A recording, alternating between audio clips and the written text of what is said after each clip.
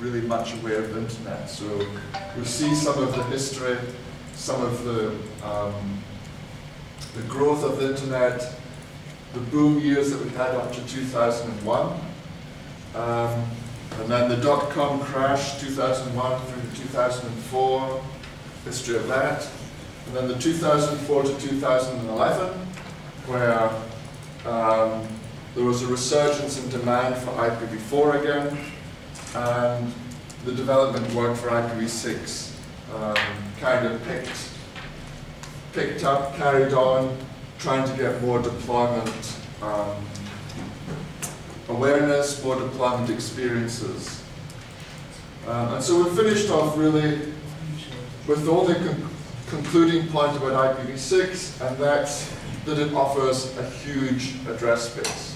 That's the reason why we're talking about IPv6, why it's imperative that we need to do something about the growth of the internet, why we have to head off and start using or looking at deploying IPv6, because of that big address space. So general perception at the moment is that IPv6 hasn't yet taken hold. The v4 address run out, well, is it headline news? I don't know if it's headline news here. I don't think anybody has really noticed. But some parts of the world, the v6 run out is actually very noticeable. Been a lot more discussions, a lot more run out plans proposed. Private sector is still standing around, sitting around, asking for a return in investment. Because a lot of ISPs are running IPv4 networks at the moment.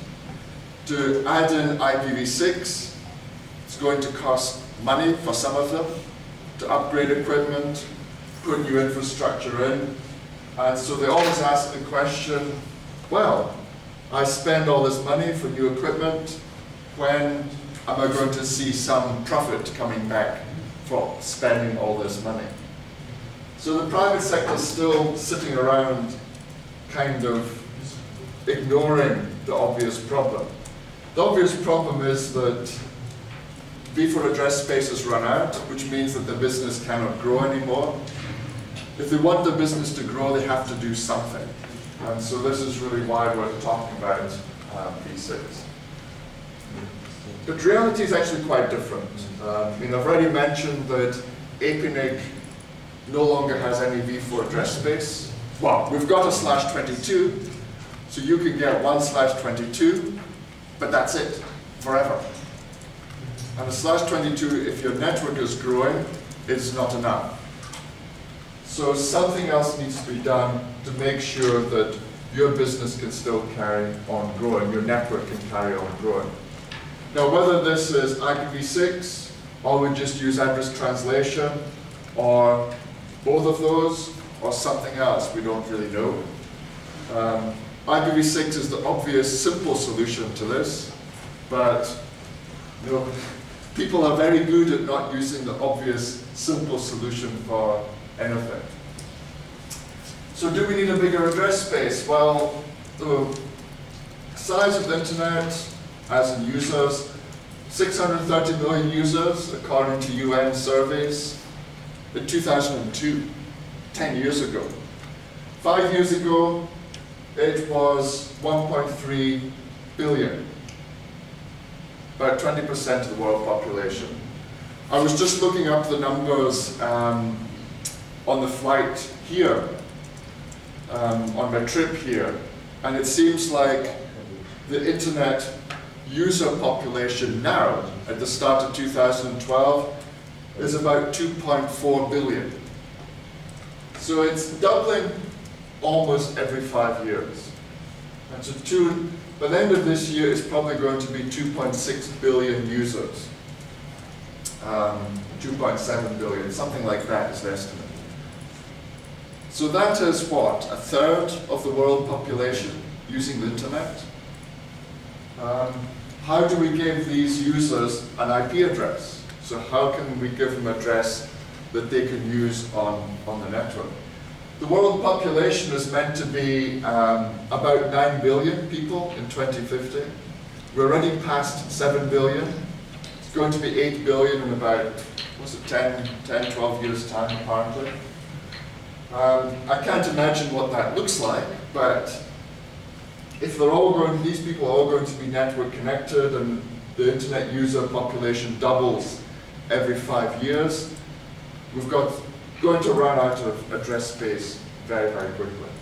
So it only makes sense to use something that has enough address space for everybody. I mean, if we look at the history, see the US uses 92 v4/8s. Now a lot of that is historical. Internet started in North America, parts of Western Europe, so they got a lot of address space under the old regime of small, medium, large networks. Whereas nowadays you get address space according to your need. But even if we take this at face value and just say, well, that's what they're using, it's 6.5 addresses per person. With a world population 6 billion, that needs 26 billion IPv4 addresses. Well, there aren't that number, there are only 4 billion. So this is actually substantially bigger than the V4 address pool. So it makes pretty clear sense, even looking at the high level, that IPv4 isn't really an option for the future. If you look at other internet economies, in the top 5 countries worldwide, apart from the US, China is using almost 20 IPv4/8s, Japan is using 12, Korea is using almost 7, Germany uses almost 6, France is using 5. So these are the very big internet address space users. And you can look at the complete list here. I mean, Jeff Houston's personal website, he does quite a lot of research. He's actually got a list of the address space users per economy. So you can actually look and see.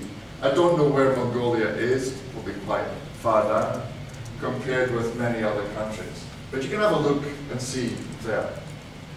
So the emerging internet economies will need address space. China had this thing a few years ago when I was first visiting there. We want to give every student an IP address.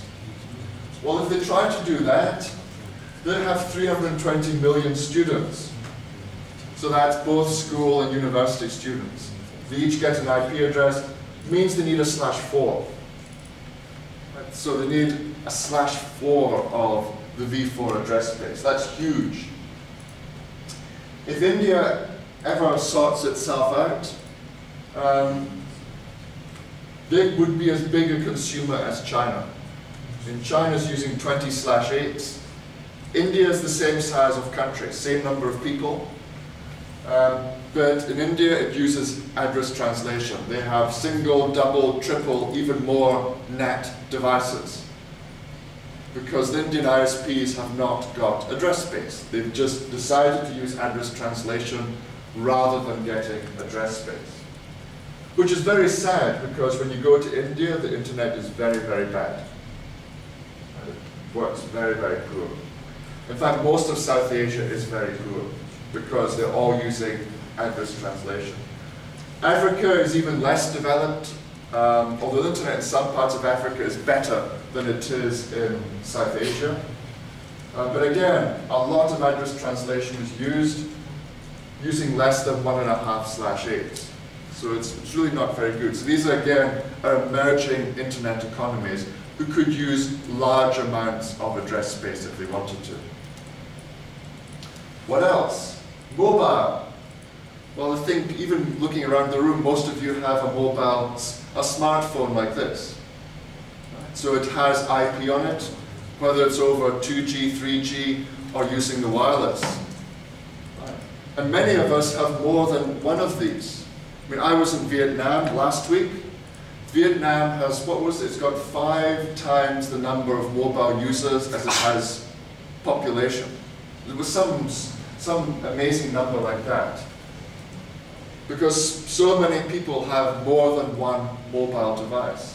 So I would generally say that the future of the internet is mobile devices, the smartphones, the smart tablets, not computers.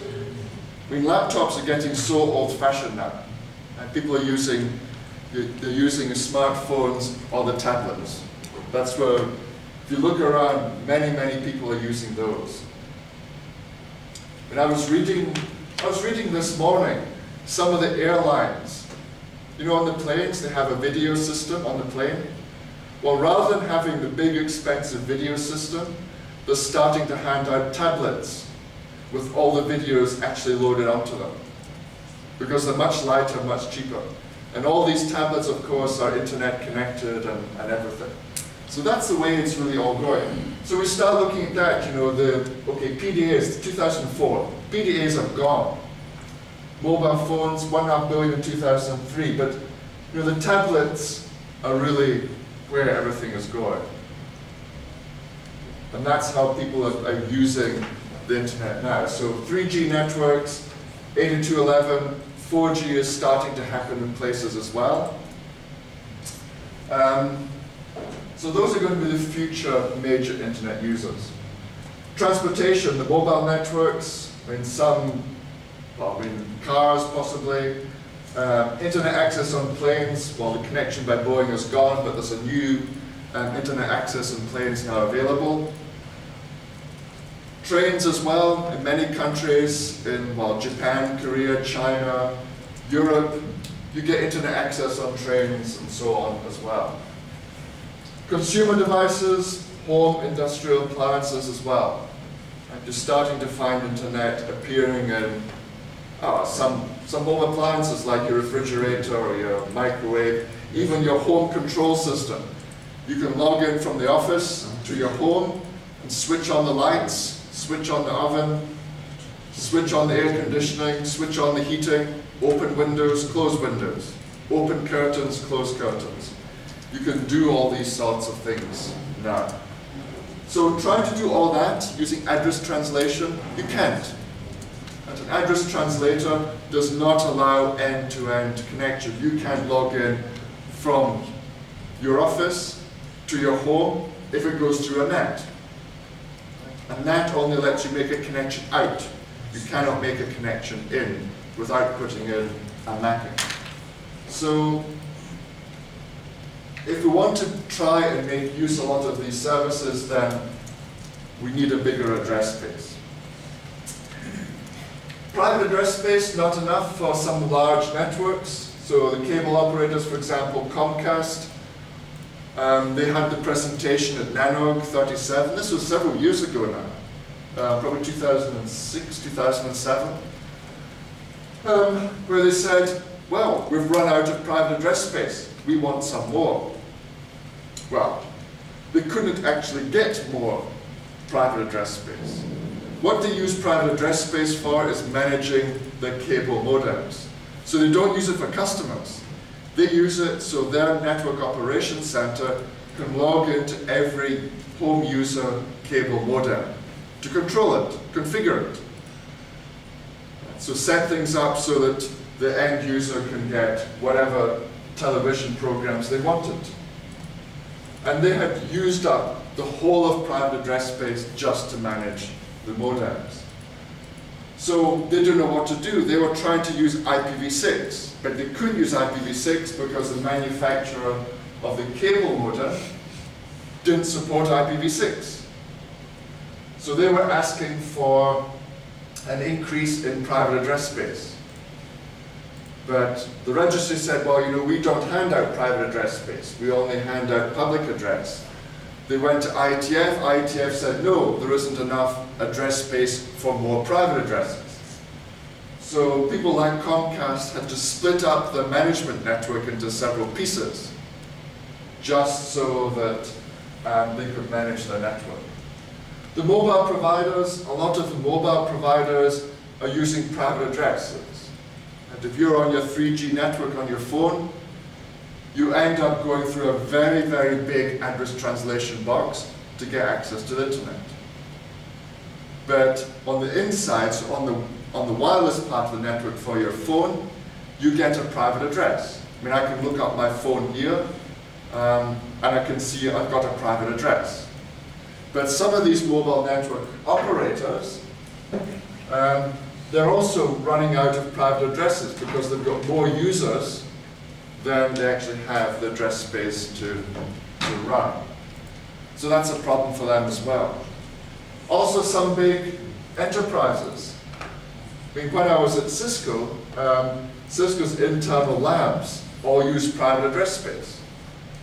But all the internal labs, as far as I was aware, had run out of network 10.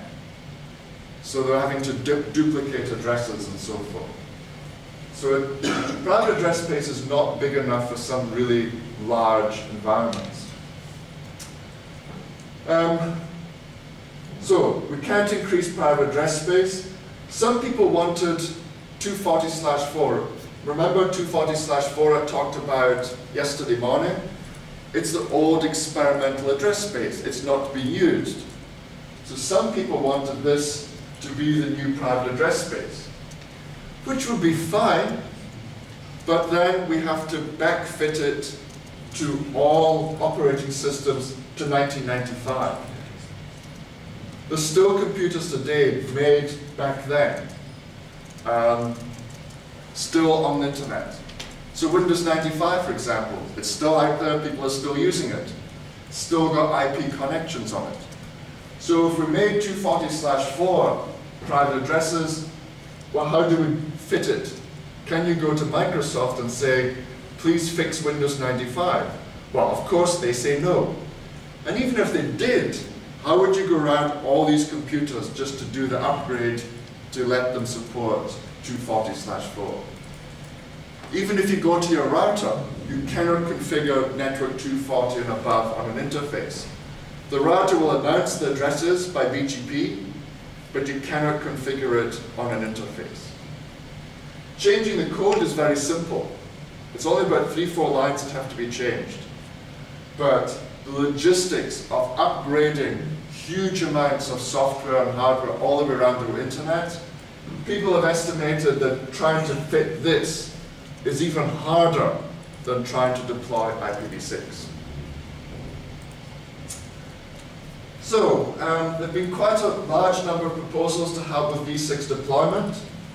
These are the main ones that people are talking about. So this one doesn't help deploying v6. This is just saying use NAT. Lots and lots and lots of NAT. So NAT 444 means private address space at the consumer, address translate into the ISP, private address space, address translate out into the commercial internet. So this really means that the ISP moves from using public address to private address. While this might be new for you, there are many ISPs in parts of South Asia and parts of Africa who are already doing this, just because they've decided to do that. If you go to any of these networks, in my experience, the internet quality is very poor. Things don't work properly. And it becomes very, very difficult to provide services. This dual stack light, this is another transition technology. Maybe I should talk about these later in the week if we get time. Dual stack light, it's an improvement on NAT 464. What this does is the ISP converts the network to be IPv6 only, and then we run IPv4 tunneled over the IPv6 backbone. So there the ISP throws away all their IPv4, just runs IPv6. There's also NAT 6.4 and IV. These are two address translation techniques. NAT is stateful, so it's a bit like your standard IPv4 NAT. But what it does, it translates between IPv6 and IPv4.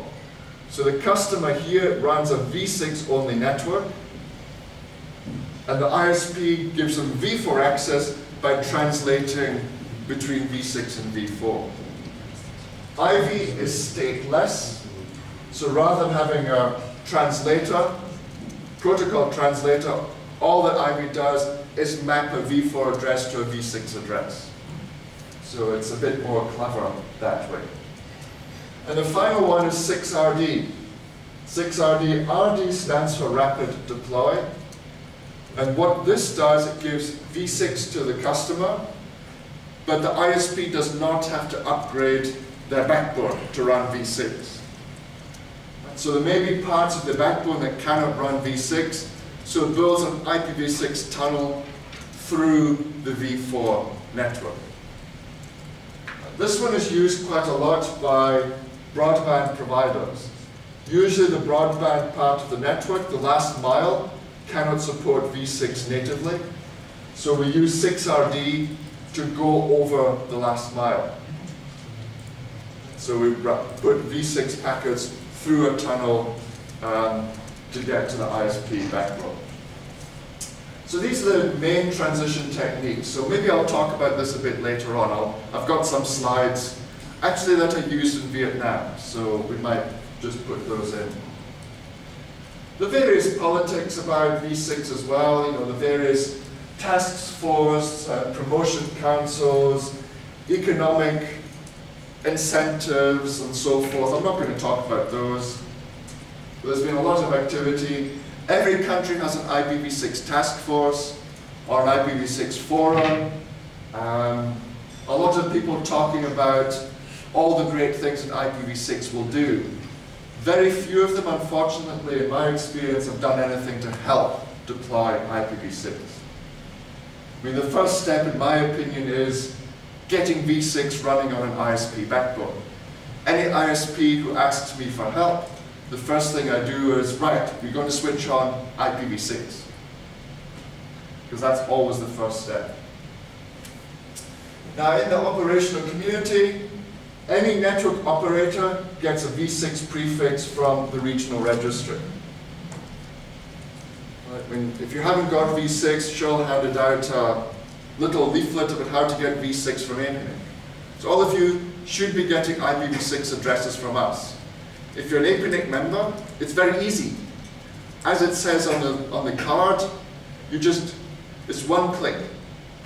You log into your My APNIC portal, you click on the Get IPv6, and about 5 minutes later, you have an IPv6 address. Doesn't cost you anything if you're an existing APNIC member. So it's actually very, very easy to get. Whereas if you wanted IPv4, you remember all the forms you have to fill up? Say why you need it, what you're going to use it for, and everything else. So getting v6 is very easy. Certainly after the workshop this week, if your organization doesn't have IPv6, you should do it. I mean, make use of both of our time. We can help you. We can show you how to do the one click. It's not very difficult, but we'll show you how to do it if you're interested. Well, you should be interested. So we'll show you how to do it. You know, a lot of discussion amongst operators about transition.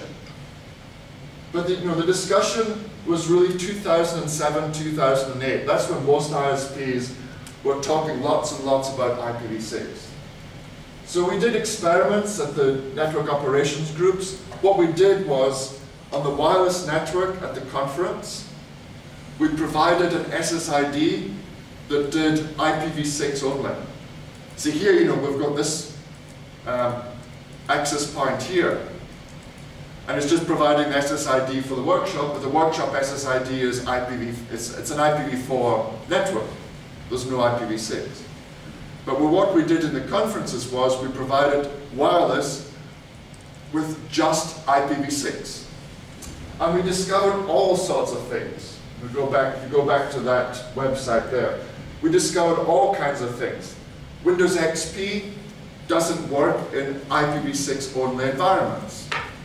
Microsoft said, you have to upgrade. We discovered various things with Apple Macs don't work properly in IPv6 only. We discovered lots of interesting things that don't work. So you can have a look at this if you want to find out more. But certainly coming out of this, it was very, very obvious that there was nothing preventing any ISP deploying IPv6 on their backbone infrastructure. If you have an MPLS network, very easy. You deploy 6PE, done. End of discussion. So the folks running MPLS have the easiest deployment. Zero excuse. ISPs who are running native v4 networks, you convert it to dual stack. So on Friday, I will talk about the case study about how to convert to dual stack, what you actually need to do. And again, it's relatively simple to do it. I've helped many ISPs move over to running a dual stack network, so running IPv4 and IPv6. There are quite a few things still missing from v6. I mean, this is an old presentation now, but the goal of this one was to point out to software vendors, hardware vendors, manufacturers of computers and so forth, what was still missing. So it did. It pointed things out like, well, Windows XP didn't do this. Or Apple, you couldn't configure IPv6 on the laptops, it just was automatic. Pointed out things like that. And there were many, many presentations on IPv6 deployment experiences. In fact, these got so boring because they were all the same. So if you go to a conference now, you won't see people talk about IPv6 deployment experiences because there's nothing to share. It's actually very uninteresting. In fact, many ISPs have quietly made their backbones IPv6 capable just as part of infrastructure upgrades. If you've bought router equipment in the last 5, 10 years, well 5, 6, 7 years, it's IPv6 capable. It may not be switched on, but it is capable of running IPv6. Right, so native backbones, very, very common. So we run dual stack, which means we run v4 and v6 side by side, as we will do in the lab. Once I finish speaking, we will run v6 on top of our existing v4. ISPs who are using MPLS, very simple, they turn on 6PE or 6VPE, whichever way. And that means that IPv6 runs in a single VRF across their network. There's still quite a few people using tunnels because the upstream provider cannot do IPv6. And there's really, I think for any regional provider now, there's really no excuse for not doing v6. But there's still some out there, they're still very backward. So I'm finding that quite a few people have to use tunnels. And this means they're going through this other ISP's network to get to somewhere that can do native IPv6. Finding v6 transit is not as challenging now as it was 5 years ago. When I was doing this workshop 5, 6 years ago, trying to find a v6 transit provider in Asia was very difficult. I mean, all we really had was NTT. NTT America, if you could find them in Japan and in Hong Kong, and that's pretty much all you could get. Whereas these days, there are many other ISPs who will give you v6 transit. So it's relatively simple now. So if you have an upstream provider who can't give you v6, you probably want to change. Operating systems are all done. They've had v6 for many, many, many years. Windows XP is pretty much broken, but Windows Vista, Windows 7, Windows 8, all fine. Apple is generally all fine. The latest Mac software has something called Happy Eyeballs in it. Actually, it's not very happy eyeballs, but what that tries to do, it measures the performance of v4 and v6 to the same destination, and it takes the one that performs best. Whereas the normal way of behaving that the others do is, if a destination has a v6 address and a v4 address, it will use the v6 one. Whereas Apple tries to be cleverer, and it uses the one with the best performance. But in fact, Jeff Houston has given a presentation showing that this isn't very happy at all. It's a little bit happier than the others, but it's still not very good. So that's actually a good set of slides that he's done. Applications, all will use v6 if it's there. Services, all use v6 if they're there. It's just the content. people making their websites, both v4 and v6, accessible. That's really the big issue now. Because if the content is not on v6, consumers aren't going to be using v6. So why are we still waiting? Well, people talking about killer applications, internet gaming, or peer-to-peer. Well, unfortunately, internet gaming, if you go to Korea, it's all on v6. Peer-to-peer applications, BitTorrent, since 2008, is using IPv6. So that's not going to make a difference. Actually, the killer application, the application that's going to make the return on the investment is the internet. The internet's still growing. It's going to be the reason why we go for IPv6. Are people still waiting for v4 to run out? Well, in Asia, it has. In Europe, Central Asia, Middle East, it's going to run out in a month's time. Probably end of July, early August. RIPE NCC runs out. Are we waiting for competitors? Is it a good idea to wait for competitors? And you're all from different ISPs. Do you wait to see what somebody else is doing before you introduce a new service? No, of course not. You introduce the new service first. So waiting for competitors is probably not the best idea. Are you waiting for the end user? Well, the end user doesn't care. All they want is to get their email, do the social networking, browse websites. They don't care if it's IPv4, IPv6, IPv20, or something else. They really don't care. So you're not going to get your customers coming along saying, I want IPv6. They don't even know what IPv4 is. All they know is that when the internet doesn't work on this, that they phone you up because you've broken something. They don't care what it runs on. What else? People talking about IPv6 multi-homing. Well, IPv6 multi-homing is the same as IPv4.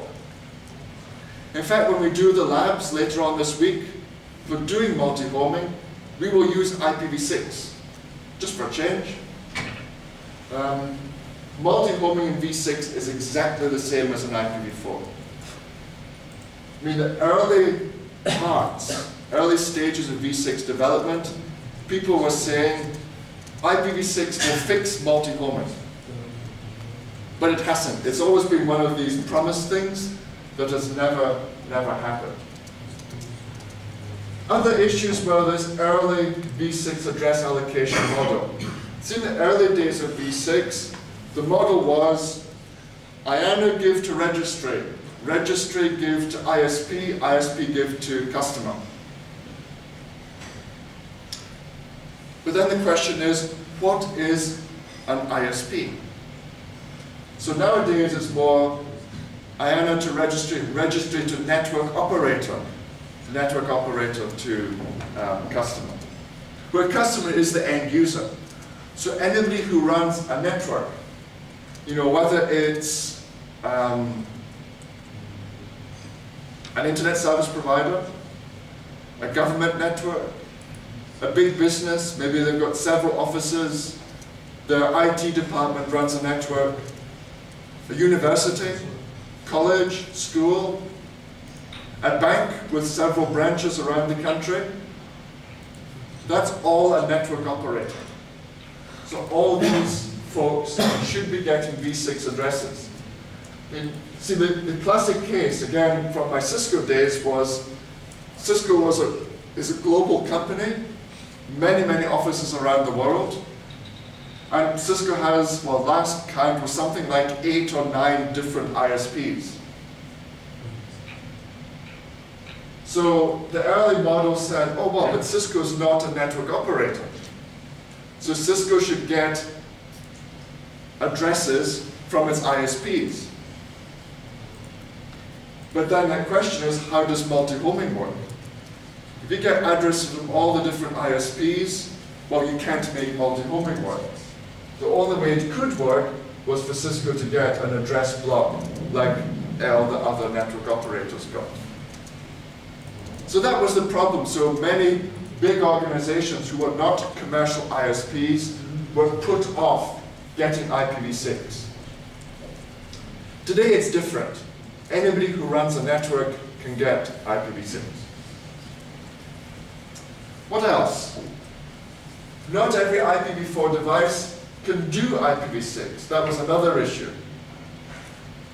Well, do we really need to have every v4 device being able to use IPv6? If you think about your office, does your printer in your office need IPv6? If you're running dual stack in your office, you can still use IPv4. It can be private IPv4. If you're using IP phone system in your office, does that need to be IPv6? Well, of course not. If something's going to be used across the internet, yes, it probably needs to run IPv6. But something that's just a local network connectivity, you don't need it. You don't need to replicate all v4 capability just to deploy v6. You only need to deploy v6 on the public parts of the network that everybody needs to see. What else? We have enough IPv4? Well, some people do have enough IPv4. But there are other places where we don't have enough IPv4. So those who have enough v4, well, that's fine. They can carry on living in that world. Some people have been talking about migration. Migration implies that we have v4 one day, and then we switch it off and just run v6. When in fact what's actually going to happen is we're going to have IPv4 and IPv6 running at the same time for many, many years. I don't know how long many will be. Could be 5 years, might be 2 years. It might even be 20 years. We really don't know. But so we're now in a phase of where IPv4 and IPv6 will be running at the same time for several years. Which means we're going to be running dual stack. In other words, all our devices will have both v4 and v6 at the same time. Some people say, well, why don't we use NAT? NAT is very good. Gives us all these wonderful things. Well, actually, NAT has a huge amount of problems. So I've listed some of them here. First one breaks the end-to-end model of IP. Remember the example I was given? You're sitting at home, or sitting in your office at work, you want to log into your house to start your dinner cooking.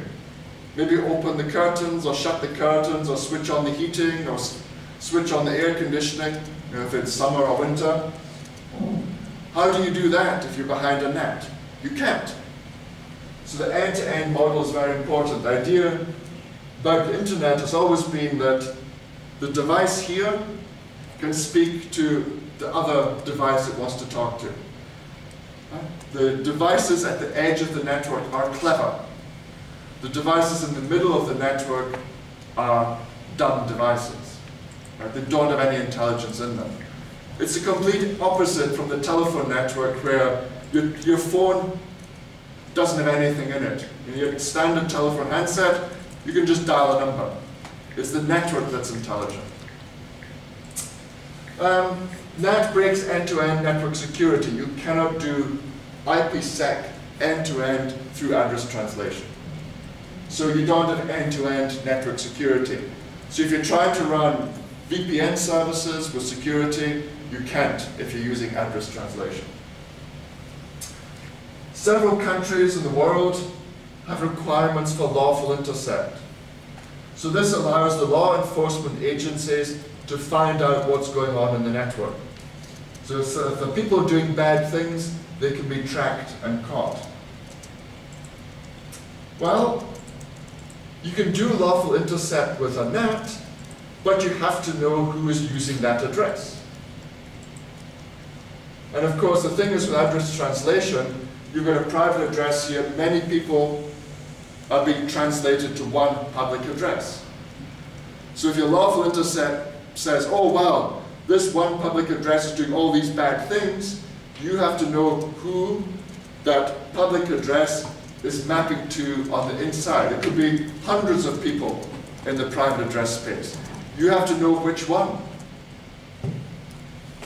Like law enforcement won't say, oh, well, you know, just work it out. You have to be able to pinpoint which one because of the serious consequences.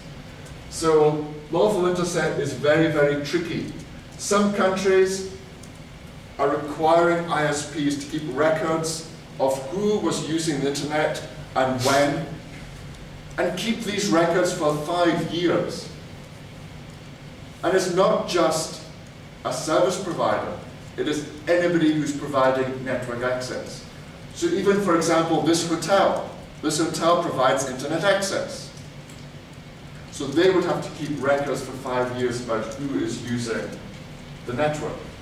And we all have a private address in here, so they have to know which person it was. So this is pretty serious stuff. So NAT's actually very bad news, and certainly the countries that are looking for more about keeping track of what people are doing, you know, if people are up to illegal things, using a NAT is almost impossible. But you have to use public addresses because this is just too difficult. If applications turn up that are not NAT friendly, you have to upgrade the NAT to support them. Okay, I mean, there have been cases over the years that a new application has appeared that everybody wants to use, but it hasn't worked through a NAT, or doesn't work very well through a NAT. So we have to upgrade the NAT so that the application actually works. So for a home user, this might be okay, but what if it's a very, very big ISP NAT box? Upgrading that might cost a lot of money. Some applications just don't work altogether. So what do you do with those? We've talked about their NAT devices before. Also, NAT means that the network keeps a state of all the connections. The network has to remember all the connections that run through it. So it means these boxes have a lot of memory and have to be very, very fast to be able to access all the memory as well. How do we scale it for large networks? The mobile operators are already running into problems with the address translation devices. How do we make multi-homing work? How do we service content behind a NAT as well? So, yes, using address translation really doesn't make any sense. V4 ran out last year, so that's boring graph now. So February 2011, APNIC pool ran out 14th of April 2011. So from the 15th, there was no more V4 available, apart from that /22. There's this widget here, which you can't see, but it shows you when the other registries will run out. So APNIC is already gone. RIPE NCC is now saying 8th of August 2012. RIPE NCC has just under 1/8 left before they go into their final phase. Right, so the policy development process in the registry regions got many proposals on V4 runouts. So, for example, the last /8. Most registries have something like this now. There's a lot of talk about V4 address transfers. Right, so this means transferring address space between registry members. And so certainly within APNIC region, APNIC members can transfer address space between each other. But there's currently a policy proposal going through the system that allows registry members in one region to transfer address space to registry members in another region. So I don't know how that is going to turn out, but let's see. So soft landing, reducing allocation sizes. I think Aaron is doing this. V4 distribution for V6 transition. RIPE NCC is doing this as well. You only get more V4 if you deploy IPv6. What other issues? Well, there's not much content available on V6. Even now, there still isn't a great deal. Last year, on the 8th of June, we had World IPv6 Day. Here the content providers switched on IPv6 for 1 day, just to see what would happen. Well, they discovered that not a lot happened. It all still worked, nothing broke, everything was still fine. The only problem is, on the 9th of June, they switched off IPv6 again. That was a big shame. So what's being planned, and this is the World v6 launch, this is for tomorrow, so a big day tomorrow. Here a lot of people will be switching on IPv6 and leaving it on for good. So many operators, network operators, content providers, and some vendors have said, yep, switching on v6 and we'll leave it on for good. So this is from tomorrow, 6th of June. I mean, there's not much I can really say about it.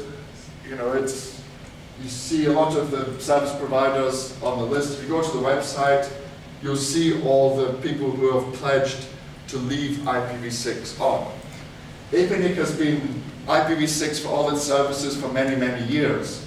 So there's not much we can do about the world IPv6 launch. You know, we've been ready for a long, long time. We keep telling people, get IPv6 address space from us. What else can we do? You know, we can point out activities like this. Think about if it makes sense for you to do something like this.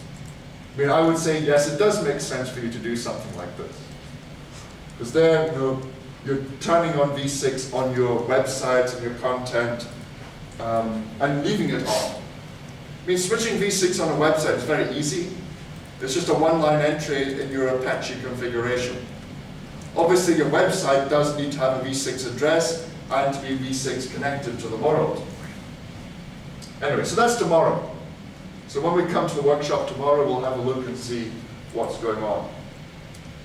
What else? Giving v6 to customers might confuse them. Maybe, possibly. Browsers, email clients are quite smart. If you're using the latest Firefox web browser, so the latest, greatest, release 12 Firefox, it's now the best browser on the market.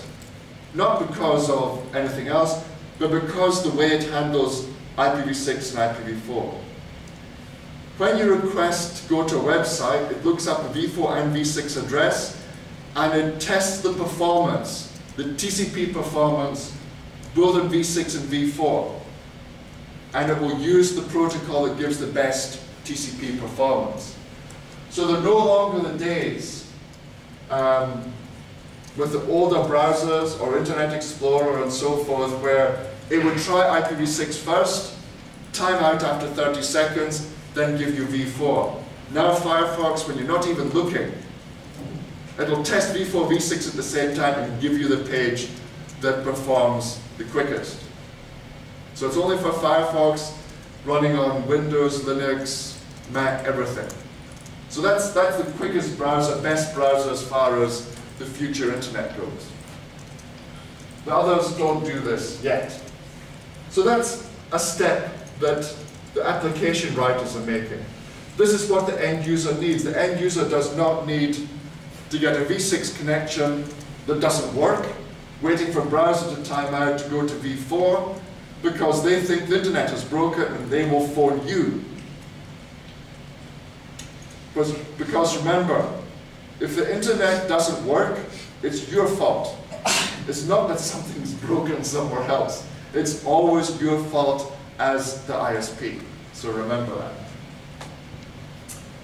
that. So there's this increased technical support of the v6 version of content is not available, but the v4 content does. It depends what platform you're sitting on, you know, whether it's on Windows or Mac or Linux. They all perform different ways. So you need to understand this for your tech support. And of course, there's a need to prolong v4, so there's time for all the content to be available on v6. So World IPv6 Days, well, they help a bit with that. The launch should help a bit more with that. But I suspect that this is still not going to do enough to get people using IPv6. So conclusion about this, there's a need for larger address space. v6 offers it. and it will eventually replace NAT, but NAT is going to be around for a long time as well. Probably the next few years. Once NAT gets far too expensive for the network operator, will people finally start using IPv6 properly? And of course, there's also a market for v4 addresses coming. Well, there already is a market. If any of you were in New Delhi, I don't think you were, but in New Delhi, we had one company trading v4 addresses, I mentioned yesterday afternoon. Right, so there is this market. And more of these meetings are going to see more people trading addresses. So that was the introduction to IPv6. So now we've done the intro. We'll do the next one, which is looking at the v6 protocol and looking at the standards. Right, so it's just the next presentation of the slide set. So let's have a look and see about what has changed. And so what's really changed? Well, the first thing that's changed is the address space has expanded. The length of the address has gone from 4 bytes to 16 bytes. So the address is 4 times longer, the address size, 4 times. And so we've gone 4 to 16, or 32 bits to 128 bits. So it's a huge address space. The header, the v6 header, is greatly simplified. We learned quite quickly that a lot of the v4 header was unnecessary.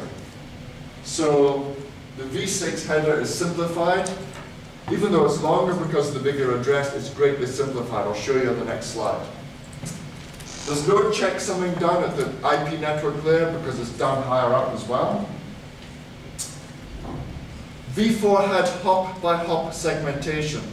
So in other words, if the MTU wasn't big enough for the packet, then the packet would be chopped into pieces to fit on that MTU, and then reassembled at the other end of the link. IPv6 does not have this. What IPv6 does instead is use path MTU discovery. And that means it tries to find the biggest packet it can send end-to-end on the link. I mean, IPv4 has path MTU discovery now as well. But this was a new thing with IPv6, path MTU discovery. So we find the biggest MTU we can use end-to-end on the link. 64 bits aligned, don't really care, not anymore. 1996, this was interesting because 32-bit processors were very common, 64-bit was still very unusual. Nowadays, most computers have 64-bit processors.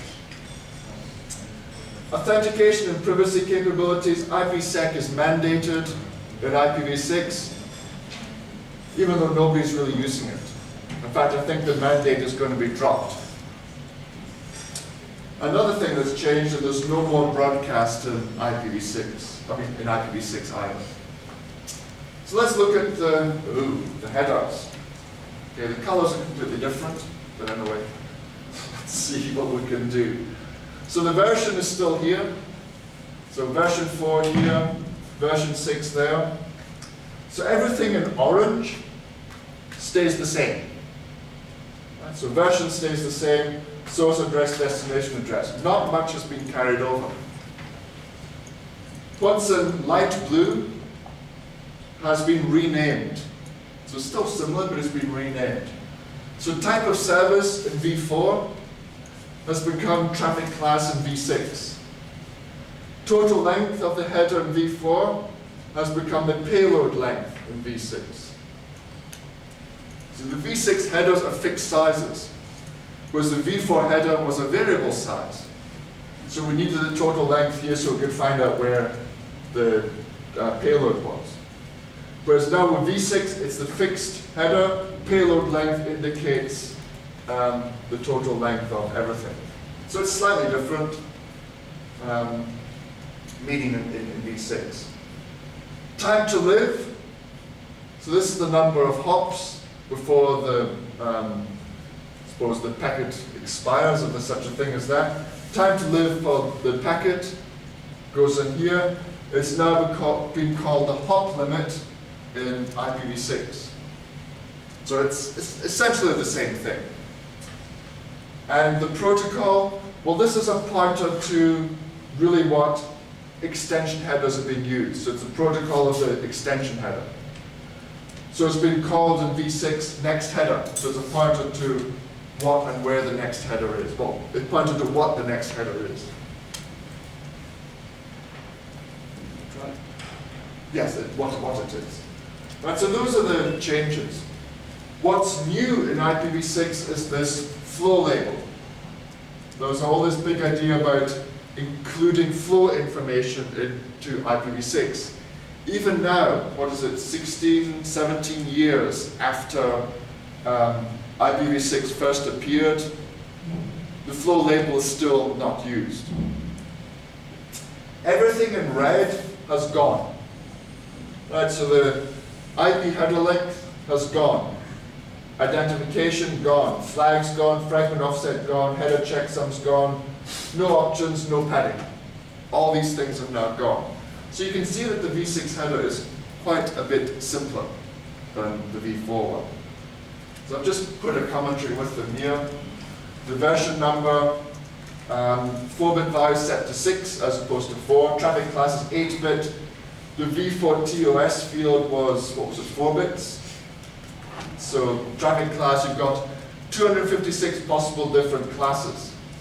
I can't even think of anybody using more than 4 or 5 different traffic classes, so 256 seems overkill to me. Flow label I mentioned, payload length, next header, and the hop limit, as well as the source and destination addresses. So the header's been simplified. As I mentioned, is there anything interesting here? Not really. The way the headers work in v6, they're all daisy chained together, because the headers are all fixed sizes. So the standard packet looks like this. You've got the header. Next header is just the TCP segment. So this is the payload. You can daisy chain headers together, so you can have the v6 header. You can include a routing header in here if you want, and then the TCP segment. Also, you can have routing header authentication. You see how the headers are daisy chained on. With v4, you just made the header bigger and bigger and bigger and bigger. Whereas here, the headers are all fixed sizes. The theory is that it makes it much easier for hardware chips to process v6 packets for forwarding. Because they're all fixed sizes, you don't have any variable header length anymore. So that's meant to be an advantage for v6. But certainly speaking to a lot of the chip manufacturers, they say nowadays with advances in programmable chips, this really isn't a big advantage anymore. I mean, I've got another picture that looks exactly the same, actually. Common formats, common headers, we'll just jump over that. Ordering of the headers. Ordering is quite important as well, but the TCP payload must come at the end. What else? Moving on to the address space. So the v4 address space, 32 bits. v6 address space, 128. 4 times longer. A lot of people mistakenly say v6 is 4 times larger. It's 4 times longer address. It's millions of times bigger. Millions of times. So v4, about 4,000 million possible addressable devices. v6, I can't even read out the number. I mean, I wrote it all out here for you. It's a very, very big number of addresses. Very, very big number.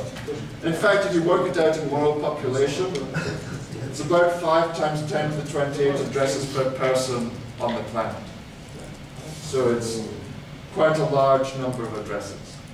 But actually, when we see how it's split out later on, you see that the address space is really not quite as big as this.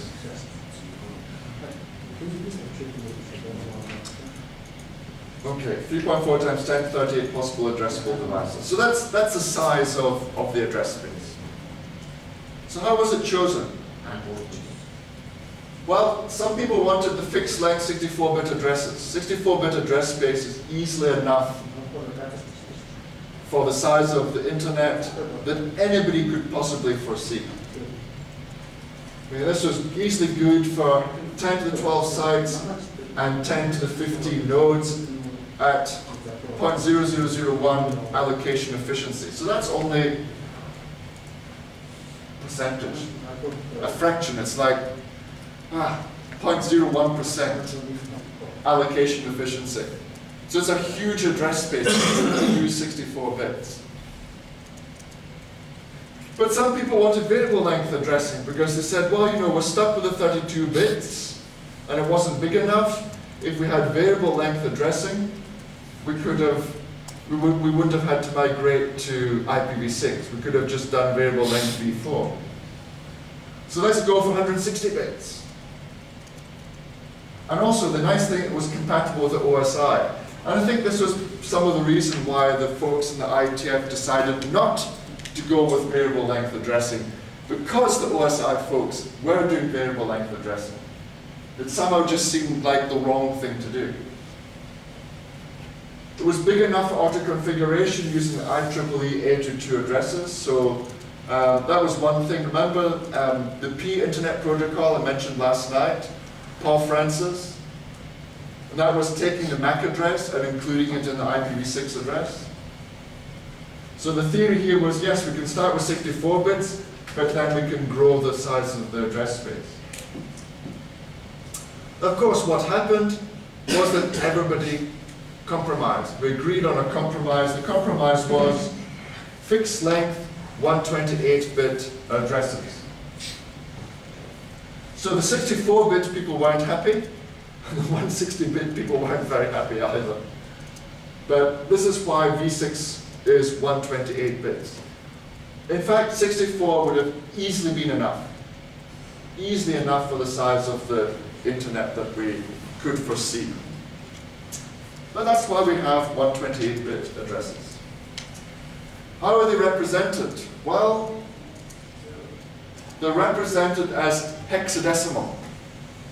So IPv4 is all represented in decimal with dots. IPv6 is hexadecimal with colons. Why did they not use dots? Well, you've already configured an NSAP address for ISIS, remember? Hexadecimal address with dots. So people were saying, well, if we use dots, it looks like an OSI, NSAP address. Ooh, well, we can't have that. Okay. So this is why we're stuck with colons. But we're using hexadecimal, because if the address was decimal, it would be far too big. And it could also confuse it with IPv4. But the nice thing is, we can drop leading zeros. For example, we've got 000 there. We can drop the leading zeros, ending up like this. So that already starts to shrink the address. Here, you can drop these leading zeros back to 1. Drop the leading zeros back to a single one. Okay. So that shortens the address a little bit. And the other thing we can do is, if we've got successive fields of 0 in the address, we can replace them with just a double colon. So that means this address here can shrink down to something like that. Notice double colon there, replacing the 2 zeros. So we actually can end up with quite short addresses in IPv6. You can only have double colon once. You can't have it twice, because then the software doesn't know where to pad in the zeros. So you can only have the double colon once. The loopback address in IPv6 is simply double colon 1. In v4, it was 127.0.0.1. In v6, simple, double colon 1. Unspecified address in v4 was 0.0.0.0. But in v6, it's just double colon. Okay, so there's some simplifications there. Now the double colon representation RFC 5952 says that the rightmost 0 can be replaced with double colon. So you can write the address like this, rather than trying to write them out like that. I don't know, it just seemed to be a convention. Everybody was assuming that the double colon goes to the right. But it was, some of the software engineers said, well, people are just assuming. They're just saying convention is it goes to the right, but it's not written down anywhere. So we need to write it down somewhere. And so this RFC 5952 is where this is actually documented. So we write the double colon to the right of the address, rather than, so this is correct rather than that being correct. Okay. What else? We've got v4 compatible addresses not used anymore. You'll still see Cisco routers printing these addresses. In a URL, so for a website, if you need to go to a v6 website and it doesn't have a name, you put the address in. You've got to put the address around, with square brackets around the address. Because remember, if you go to a website that's not using the standard port 80, you put the port number in. Port number, colon, and then there.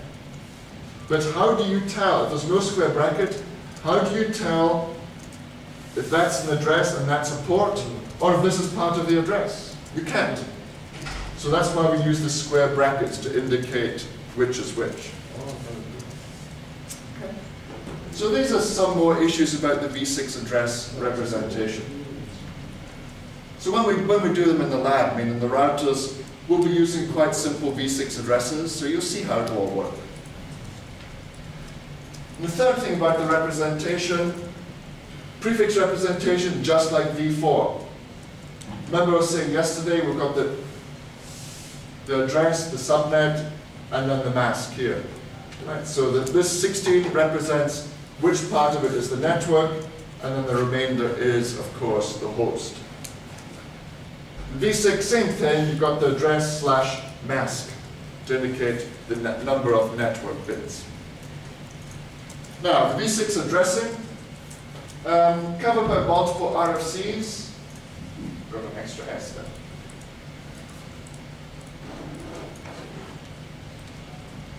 Given this presentation for years and never noticed. Right, multiple RFCs.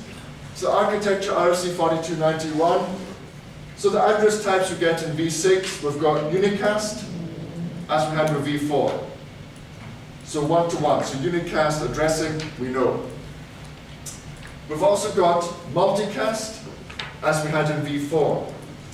But we've got something new in IPv6, anycast, and this is one to nearest. But these anycast addresses, so it's not quite like multicast. Multicast goes out everywhere to everybody who's listening. Anycast is one to the nearest. Again, nobody's really using this in the network sense this way. The anycast address is always the 0 address in a subnet. And that means the nearest device is the one that responds. And the other difference, well, in v4, an interface could only have one address. That's the specification. Yes, on routers you can have secondary addresses. On a lot of computers you can have secondary addresses, but that is an add-on. It's not part of the spec. v6, it is part of the specification. An interface can have many addresses. And the addresses can be unicast, anycast, or multicast. There's no broadcast address anymore. As I said at the start, there's no broadcast in IPv6. So the v6 addressing, I mentioned unspecified. I mentioned the loopback already. Global unicast address, all the v6 addresses used on the internet come out of this block, 2000/3. So in other words, the addresses go from 2000 up to 3FFF. You shouldn't see any other addresses on the internet at all, on the v6 internet. What else? Link local addresses, we'll talk about those in a bit. Unique local, we'll talk about in a bit. And multicast, notice multicast has got a huge range of addresses now. FF00/8, a whole /8 just for multicast. So the v6 address allocation looks something like this. Where are we? Right. The registries get a /12 from IANA. So IANA is at the top. So IANA hands out addresses to the registries. So we all get a /12. For the ISPs, they get a /32. So each registry gives a 32 to the ISPs. Each ISP gives a 48 to their customers. The customers give a 64 for each subnet, right? LANs and subnets are all /64s.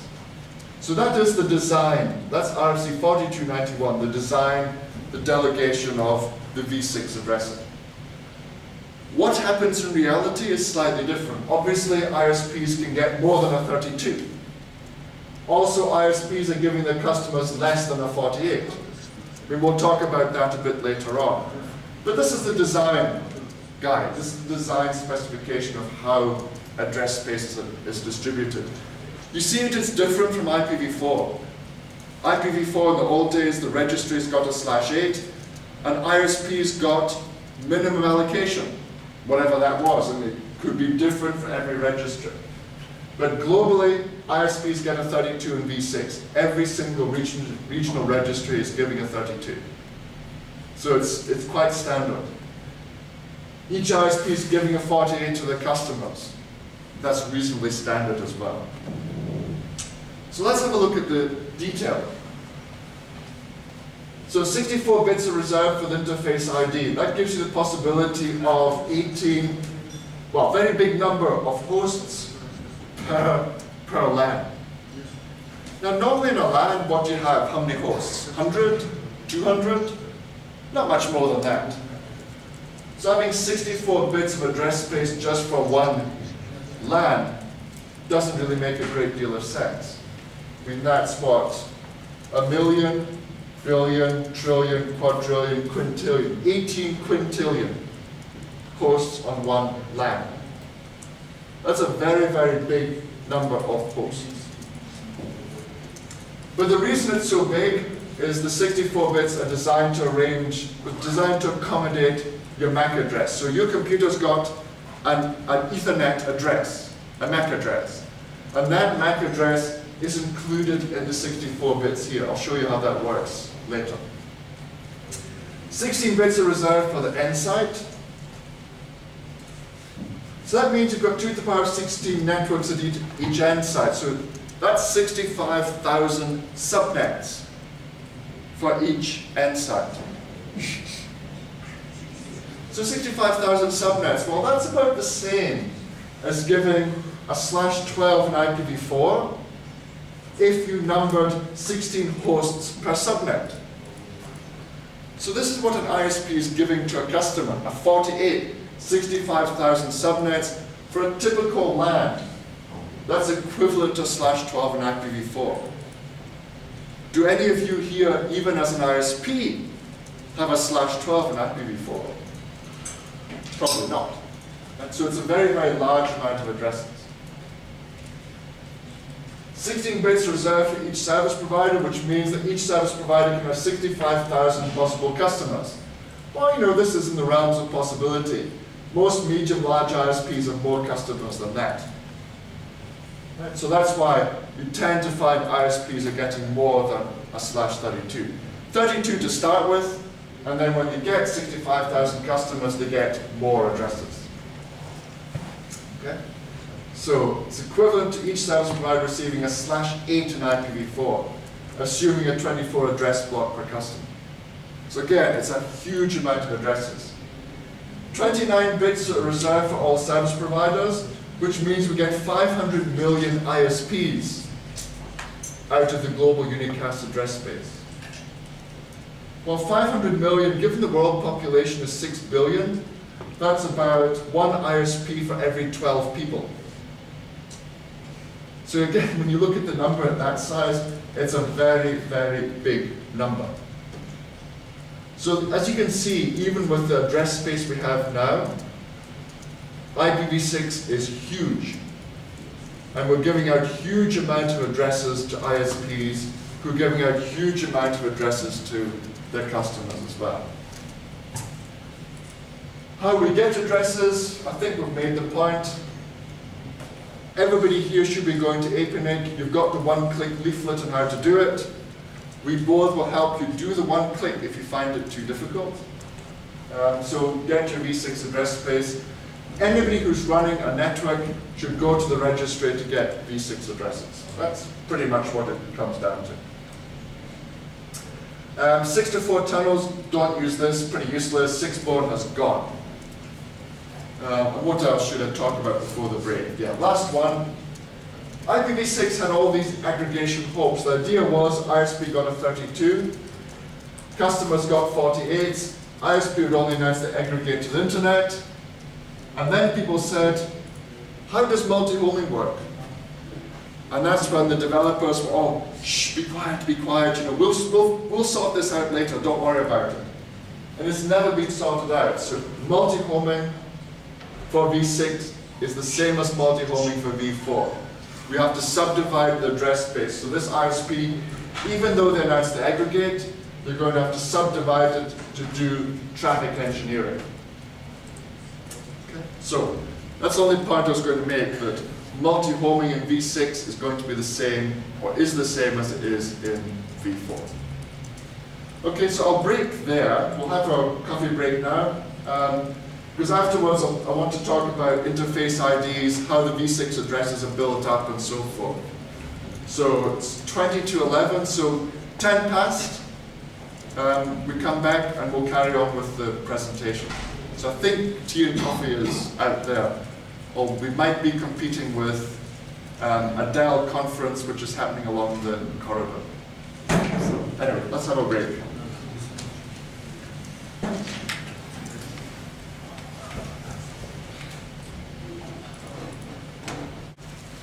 So we finished off just before the coffee break with just looking at how to get an address, how the addressing works, the size of the address space, a little bit of the mythology about aggregation and so forth. So now I want to have a look at how the addresses are actually formed. So the final 64 bits are made several different ways. So the final 64 bits of the v6 address, we can get it automatically configured. It can be generated by from a random number. It can come via DHCP, or we can actually manually configure them. So we'll look at each of the four. The auto configuration came from the day when we didn't have any way of automatically giving a device an address. And DHCP wasn't around when this was first dreamt up. So one of the advantages of v6 in the early days, or touted advantage, was you could automatically configure it, an address on your device when you connect to the network. And the way of doing it was to take the MAC address on the interface and expand it out to be the final 64 bits of the v6 address. So this was really the new thing that was coming with v6. So we'll look at that one first, how it is all formed. So we take the MAC address here. So there's a typical MAC address. We split it in two, and we put FFFE into the middle, like there. And so we end up with an address looking something like that. So that's a 64-bit address. If the MAC address is unique, then we set the second bit here to 1. So that will make the address a 02. So that becomes your EUI64 address in v6. And that sets up the final 64 bits of the interface ID for the device. And so that's how the EUI64 is built. So anywhere a v6 address is automatically configured, it's built using the EUI64 concept.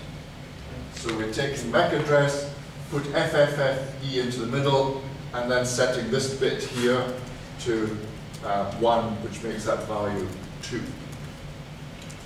So we look at an addressing example. Colors have all gone a bit strange. Here we have a router sitting on a LAN. The LAN is this /64. We can actually get routers to use EUI64 addresses, so we say, right, the subnet is this, EUI64 address. The MAC address on the LAN is this thing. So we take it, we split it in here, and we put FFFE in the middle. So when you do a show IPv6 interface, you see the EUI64 address here, 0260 3E, then FFFE, there's the FFFE in the middle, 471530 coming from there. So here's a global unicast address that the interface has, 201 DB8 2131, and there is the MAC address encoded in the EUI64 form. So that's a typical thing that we will see. So any v6 address on any device that you have, you will see things like this turning up, especially on end systems like this, like your laptop, computer, and so forth. Your v6 address will automatically be configured and look something like that. Now the second option was this random number. Right, so remember, the first 64 bits are signed by, well, the ISP all the way down to the LAN. Final 64 bits built from the MAC address. Some people didn't like the fact that a MAC address was included in your IPv6 address. Because they said, well, that means wherever I go in the world, people will know where I am, because they'll see the MAC address turn up. Even though the first 64 bits might be different, the final 64 bits will always be the same. So that means wherever I go in the world, people will see where I am. This is not good for personal privacy and all the rest. So it was mainly Microsoft who were promoting this. I thought at the time this was very strange, because as you know, if you're on your web browser, browsing the internet, a lot of websites will put a cookie onto your web browser. And those cookies are used to track you. So the next time you go to the website, it'll ask your browser for the cookie, which will then return it. So websites can also tell where you are, just because you use the web browser. So I thought this was all really rather peculiar. Why do you want to hide the MAC address when people are quite happy to accept cookies in the network, from the network? Of course, the other issue that was pointed out, well, if we use privacy addresses, random addresses, then you don't know the MAC addresses, so it becomes harder to scan the address on the LAN. That seems a little bit tenuous to me, but anyway. So it's a random 64-bit integer that's used for the interface ID. Suddenly, if I look at my laptop now, I can see this random v6 address appearing.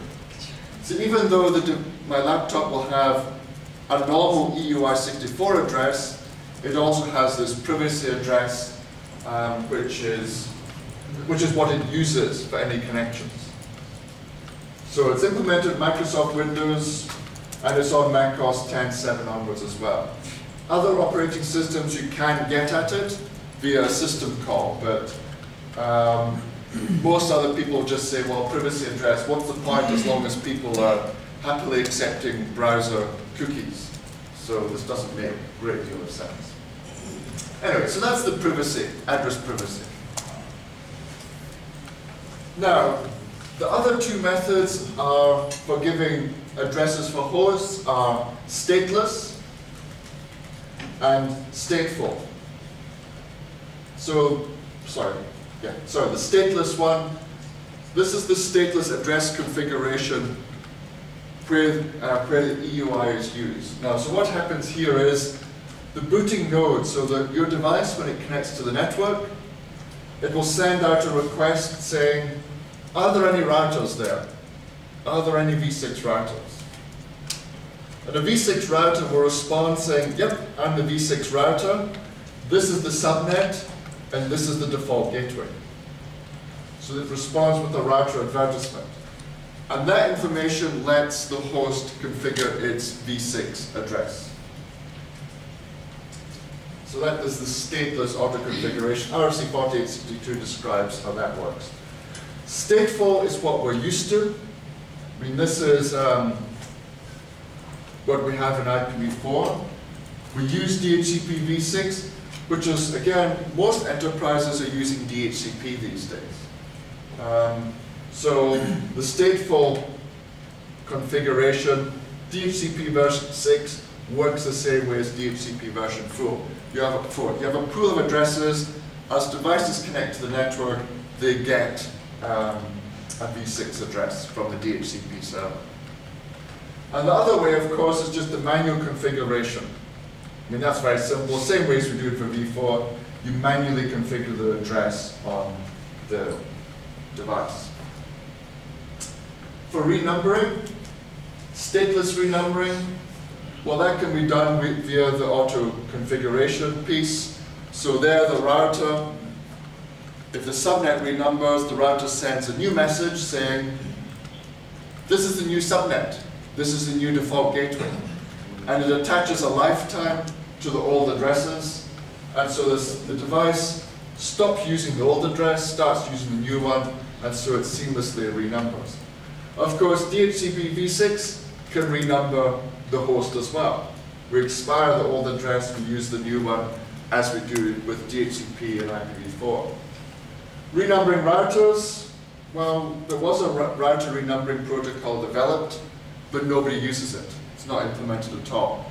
Can you imagine renumbering filters, access lists, BGP sessions, silently like that? Not really very feasible. So that's why nobody's implemented it, because it's almost impossible to do so. Certainly in today's network. Now the auto configuration, just a bit more detail, works like this. The device connects to the network, it's got the MAC address, sends the router solicit, so asking if there are any routers out there. Router responds, sending prefix and default route back to the device. The device then gets its address, as well as this link local address, which we'll talk about in a bit. So that's how it works. The only thing that was missing with auto configuration is the DNS. The DNS server was missing. See, DHCP handed out default gateway, subnet, your address, and the DNS server. But auto configuration didn't. Slack didn't. It only handed out the subnet and the default gateway. So you still had to manually configure your DNS resolver. So RFC 6106 a few months ago added in the DNS server option. So now we can get the DNS via auto configuration as well. And so for renumbering, the router sends a new network type, new information, the device renumbers, so it starts using the new subnet, new network, stops using the old one. So the address lifetimes and all the rest. There's unique local. IPv6 has no private address space. There's no private address space in IPv6. Instead, there's something called unique local has been developed. And unique local is used for local communications, anything that doesn't go outside the local network. It's a way of having devices such as printers, telephones, and so forth accessible in the local LAN. Some people use it for network management as well. It's any device that does not need to communicate out to the world can use unique local addresses. It's not routable on the internet, so these addresses start FC00. That's FC00, FD00. Those are all the unique local addresses. So it's meant to replace private address space that we had in v4. Link local. Now link local is a required part of v6. Every device that connects to a network must have a link local address on that network. So link local address is used for communicating between two devices on a v6 network. So it's a required thing. So it's a bit like ARP, but runs at layer 3. So ARP, there's no ARP in v6. Instead, we have link local addresses used for communicating between two v6 devices. So it starts FE80, so you see any v6 device will have an FE80 address on it. Automatically assigned by the router as soon as v6 is infected. Automatically assigned, any device you switch on v6 will have a link local address. So it is mandatory. But it's only used on the link. Link local addresses are not routable. They're only used on the link that they're attached to. Multicast in v6, well, we had broadcast in IPv4. There are lots of problems with that. A broadcast interrupts all devices on the LAN, even if the intent of the request was for a subset of those devices. So broadcast was very disruptive. And of course we had the broadcast storms in the 90s as well. That's again due to misconfiguration and bad defaults on routers. So broadcast was really bad. In v6 we use multicast instead. So we can target the devices that actually need to hear this information. So broadcast gone, we use multicast instead. And the v6 multicast address, I don't know anything about multicast, but multicast, the prefix is FF00. There are many different types of multicast addresses. Routing protocols use them. They're used for duplicate address detection, all this type of thing. Right? Multicast has got quite a wide amount of uses.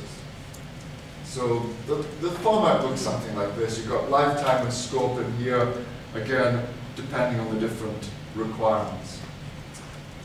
So routing protocols will use multicast, so RIP will use it, OSPF will use it, EIGRP. The way of addressing all routers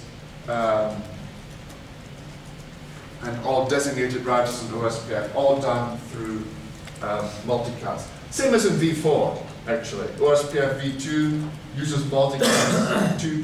224.005 and 224.006 are used by OSPF version 2 on the LAN. The solicited node multicast, this is part of the duplicate address detection which I was talking about. Part of the neighbor discovery process, replaces ARP, and it's a way of finding duplicate v6 addresses.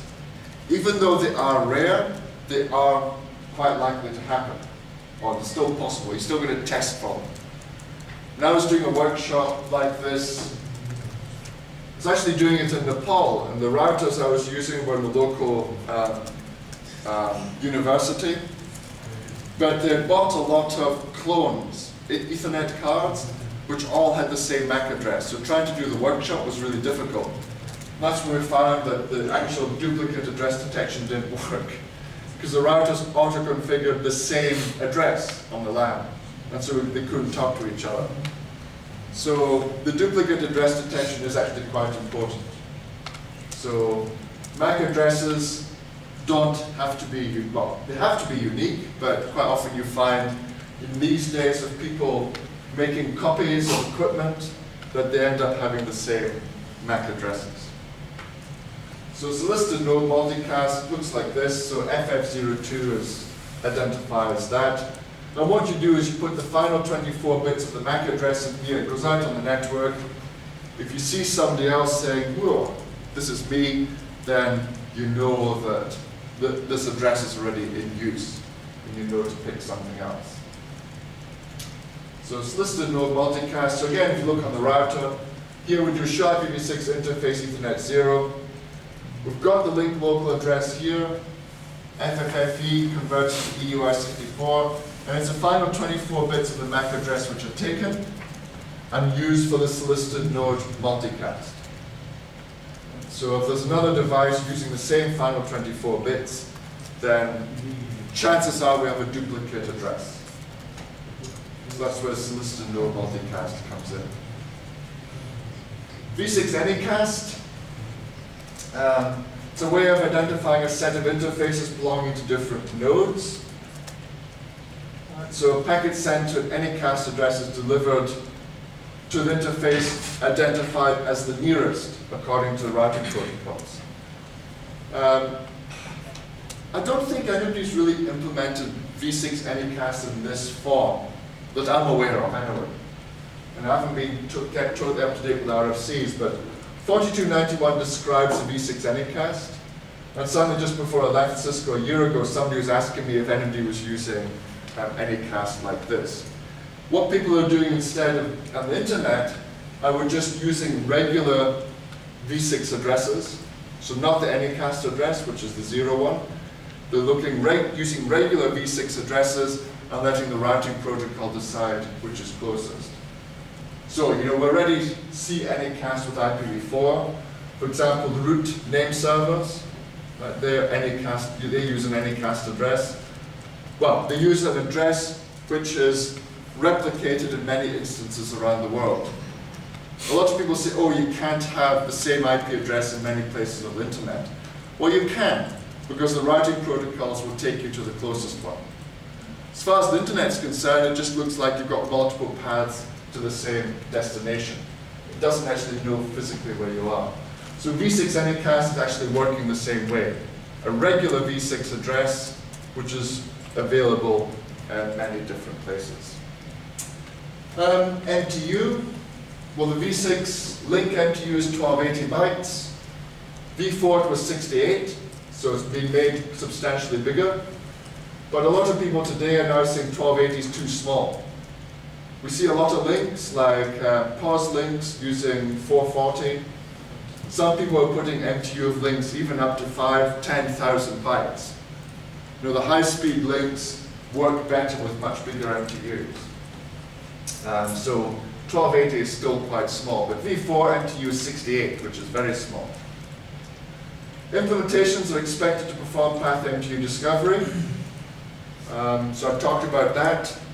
So path MTU discovery has to work. There's no fragmentation in V4. No hop-by-hop fragmentation in V6, like there was in V4.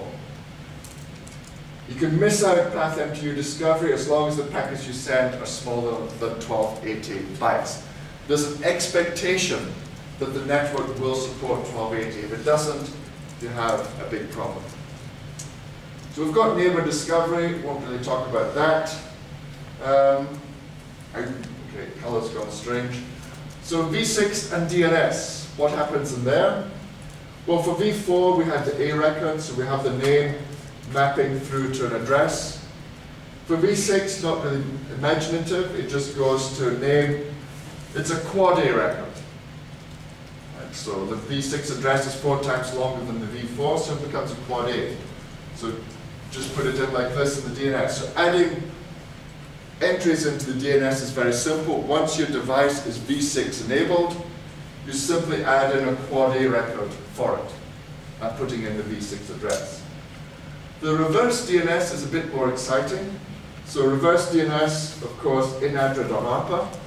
Again, it's important to populate the reverse DNS. So we have that. For V6, the format's a bit different. We need to put in all 128 bits, all 128, all 16 bytes. But what these are actually 4-bit. So we need to put in all 32 4-bit integers. Right, so it's hexadecimal, separated by dots, IP6.arpa. So that's how the reverse DNS goes. But these are called nibbles. A nibble is 4 bits. So we need to put in all 32 nibbles. Notice even though the forward address misses out all the leading zeros, for the reverse, we have to put them all in.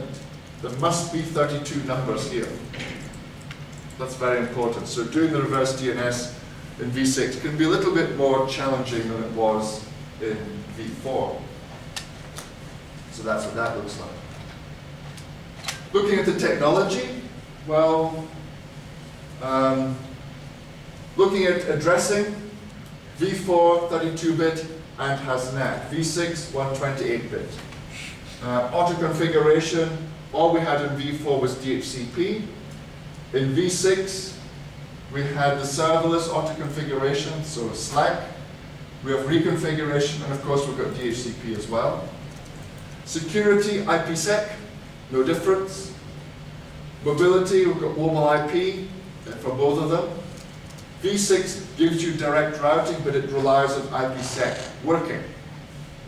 So, and that's not often available. Quality of service in V4 is no different from quality of service in V6. No changes there at all. Multicast, V4 and V6 are more or less the same. You've got the same support, same protocols, and so forth. So there's actually what's really changed between V4 and V6. Simplified headers, bigger address space, and one more auto configuration option. So there's not really a great amount of changes. A lot of new features have been added into V4 as well, such as DHCP, IPsec, and so forth. So IPv6 doesn't really do anything for security, because IPsec runs in both. IPsec doesn't care what the protocol is. It runs in both V4 and V6. QoS doesn't really care what protocol is used. Differentiated services, integrated services runs on both protocols quite easily. Right, so when people say, oh, IPv6 guarantees security, or IPv6 improves performance of the network, not true. It's exactly the same as IPv4. So V6 security, I've talked about IPsec. We'll just leave it at that. The quality of service, well, we had integrated service, we had differentiated service. These don't care whether you're V4 or V6. Right? They're defined for both protocols. I mean, it may depend more on your vendor implementation than anything else.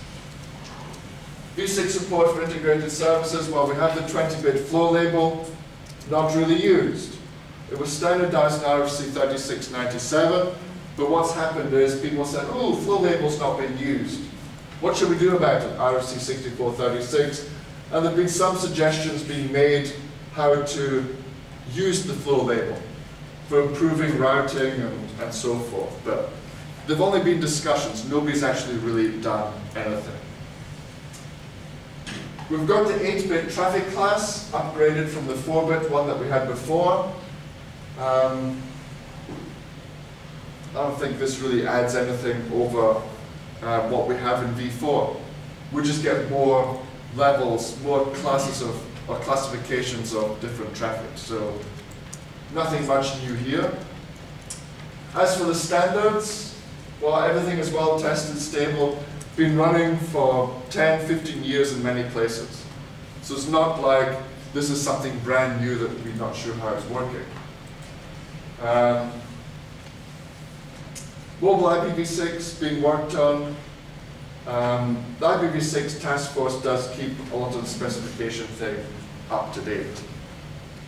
As for the standards, lots and lots of different things listed on the page here.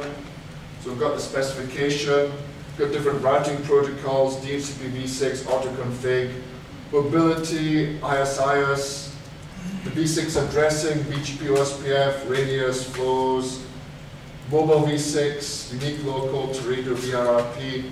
We can run v6 on PPP, FIDI, NBMA, frame relay, Firewire, Facebook, Ethernet, Token Ring, ATM, ArcNet, Fiber channel. You can run v6 pretty much on anything these days. So the protocol, the standardization is all there. The recent hot topics, the v4 runout, various v6 transition assistance methods. So we've got carrier grade NATs, we've got 6RD, NAT64.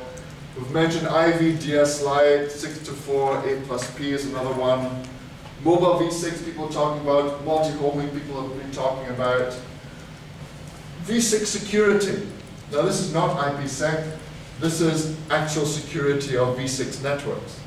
A lot of people deploy IPv6 without paying attention to security. They do root security for v4, but because they believe that v6 is secure, they don't bother doing any security for v6. So we end up with having networks being compromised because of that. So the security industry is taking quite a close look. But general conclusion is the protocol is ready to go. Really all it needs now is for folks to actually start using it.